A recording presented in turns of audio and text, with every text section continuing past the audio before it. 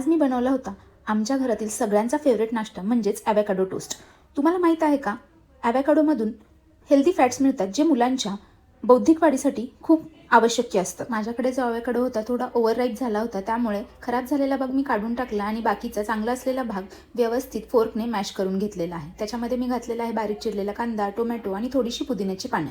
त्याच्यामध्ये आता आपण एक अर्धा लिंबू पिळून घेतोय आणि हे पनीर आहे जे आपण त्याच्यामध्ये ग्रेट करून घालणार आहोत। त्याच्यामध्येच मी मिक्स केलं आहे ओरिगॅनो आणि मिक्स हर्ब्स आणि ब्लॅक पेपर पावडर।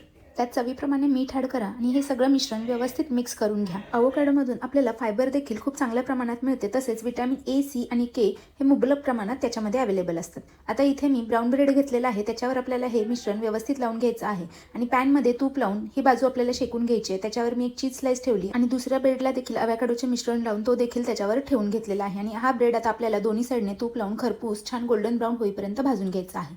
त्याला मी इथे कट करून घेत आहे आणि आपला हा हेल्दी ॲवॅकाडो टोस्ट रेडी आहे। तुम्ही देखील नक्की ट्राय करून बघा हा ॲवॅकाडो टोस्ट। माझ्या रेसिपीज जर आवडत असेल तर लाईक करा आणि खूप जास्त आवडत असतील तर चॅनलला फॉलो करा। थँक्यू।